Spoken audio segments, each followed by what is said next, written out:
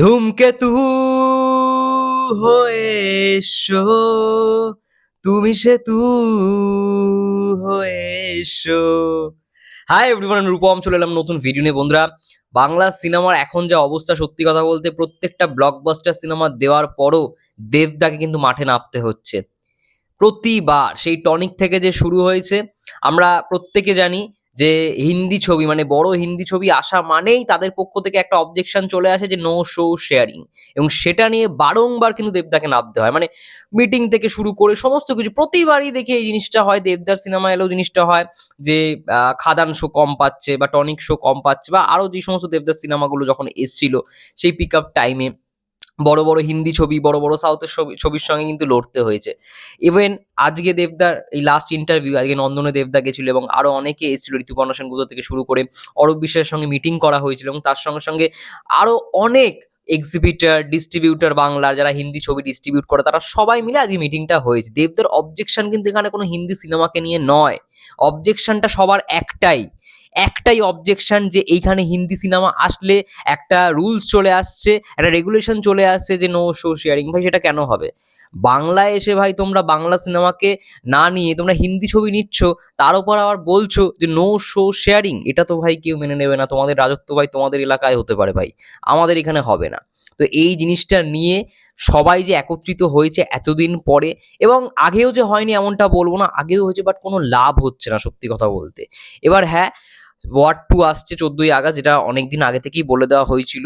But ধূমকেতু announce করা হয়েছিল অনেক পরে যে ওয়ার্ড 2-র সঙ্গে আসবে। এটা তো হওয়ারই ছিল যে ওয়ার্ড 2-কে বেশি শো দেওয়া হবে। তার মধ্যে আবার কুলিও আসছে, কুলি কম শোই পাবে, বাট ওয়ার্ড 2 ঋত্বিক রোশনের ফ্যান ফলোয়ার্স ওয়েস্ট বেঙ্গলে কত সেটা সবাই জানে, নন বেঙ্গলি ওয়েস্ট বেঙ্গলে কত সেটা সবাই জানে। তো এক্সিবিউটারদেরও মুখ বন্ধ, ডিস্ট্রিবিউটার যারা আছে তারাও জানে যে ভাই এই ছবিটাই বেশি ব্যবসা দেবে, তো সেই অনুযায়ী তারা জিনিসটা করছে। বাট ওয়াইআরএফ কি করছে, বা আরো যে সমস্ত ছবি হিন্দির ক্ষেত্রে হয়ে থাকে, যখনই কোনো বাংলায় তারা ছবি পাঠায় নো শো শেয়ারিং, তো সেটাই হচ্ছে মেইন অবজেকশন। তো যাই হোক, এটার বিরুদ্ধে যে সবাই একত্রিত হয়েছে, সবাই যে প্রতিবাদ করেছে, ঋতুপর্ণা সেনগুপ্ত থেকে শুরু করে দেবদা যে দেখলাম মিটিং করেছে, খুব ভালো লাগলো। দেখা যাক আলটিমেট কি হয়।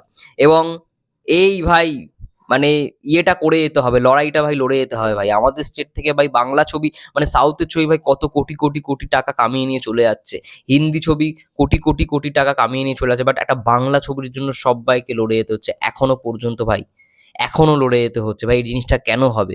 বাংলায় দাঁড়িয়ে বাংলা সিনেমা ভাই শো পাবে না, এটা কখনো মানা যায়?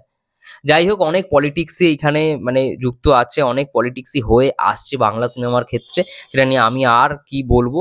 কিন্তু হ্যাঁ, সবাই এক হয়েছে, সবাই যে মাঠে নেমেছে, একসঙ্গে মিটিং হয়েছে আজকে অরূপ বিশ্বাসের সঙ্গে। দেখা যাক আলটিমেট কি হয়। I think no show sharing জিনিসটা খুব শীঘ্রই বন্ধ হবে, ঠিক আছে? এটা নিয়ে অবজেকশনটা ছিল সবার। এবং তার সঙ্গে সঙ্গে বলে রাখি, আমি গতকালকে ডিটিএস নিয়ে ভিডিও করেছিলাম, ওদের র্যালি বিষয় সমস্ত কিছু আমি আপডেট দিয়েছিলাম।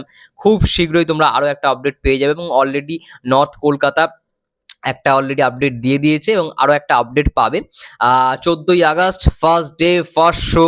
যারা নর্থ কলকাতায় দেবিয়ান্সদের সঙ্গে ধূমকেতু দেখতে চায়, তারা মানে তারা অবশ্যই, আমার ডেসক্রিপশনে নাম্বার দেওয়া থাকবে, আমার কমেন্ট বক্সেও নাম্বার দেওয়া থাকবে, সেই দুটো নাম্বারে কন্ট্যাক্ট করে তোমরা তোমাদের রেজিস্ট্রেশন বুক করে নিতে পারো, রেজিস্ট্রেশন করে নিতে পারো।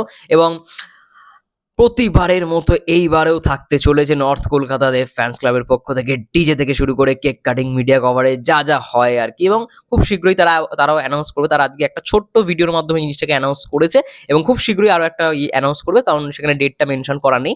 ডেটটা তারা রিভিল আউট করে দেবে যে কটাতে র্যালিটা হবে। খুব শীঘ্রই, আর তো হাতে বেশি দিন নেই, 7টা মাত্র দিন, তো 7টা দিনের মধ্যেই তারাও বলে দেবে। এবং আমি তো নর্থ কলকাতাতেই ফার্স্টে যাবো, তারপরে দেখা যাক যদি ডিটিএসে যেতে পারি, মানে নবীনায় যদি যেতে পারি, তাহলে একটা ইয়ে হবে। আমি প্রত্যেক বছরই আর কি নর্থেই আর কি থাকি, ওটাই আমার সুবিধা হয়। এবং স্টার থিয়েটারেই প্রতি বছর র্যালিটা হয় ইয়ে থেকে, শ্যামবাজার এভি স্কুল থেকে। তো এইবারও হতে চলেছে, এবং আমি ডেসক্রিপশন এবং কমেন্ট বক্সে দুটো নাম্বার দেবো, অবশ্যই দুটো নাম্বার যারা দেখতে চাও, নর্থ কলকাতা দেব ফ্যান্সদের সঙ্গে সিনেমাটা দেখতে চাও, ধূমকেতু দেখতে চাও, first day first show miss করতে না চাও, তারা অবশ্যই রেজিস্ট্রেশনটা করিয়ে নাও, কারণ সিট কিন্তু বেশি আর নেই। যাই হোক, আমি বলে দিলাম তোমাদেরকে। খুব শীঘ্রই আরও একটা আপডেট আসবে যে কখন টাইম মেনশন তারা করবে, আর কি কি স্পেশাল আর কি ইয়ে থাকবে, সারপ্রাইজ থাকবে। ডিটেলস যেমন সারপ্রাইজ রেখেছে নর্থ কলকাতাতে ফ্যান্স ক্লাবদের পক্ষ থেকে, কি কি সারপ্রাইজ থাকে সেটাও তারা রিভিল আউট করবে। দেখা যাক সেটা কি হয়। তখন আমি আবার একটা ভিডিও করে তোমাদেরকে জানিয়ে দেবো। যাই হোক, এটাই বলবো এবং দেখা যাক কি হয়। এবং বাংলা সিনেমার জন্য যেরকমভাবে সবাই লড়ে যাচ্ছে, বস জয় তো একদিন না একদিন হবেই হবে, হবেই, একদম হতেই হবে।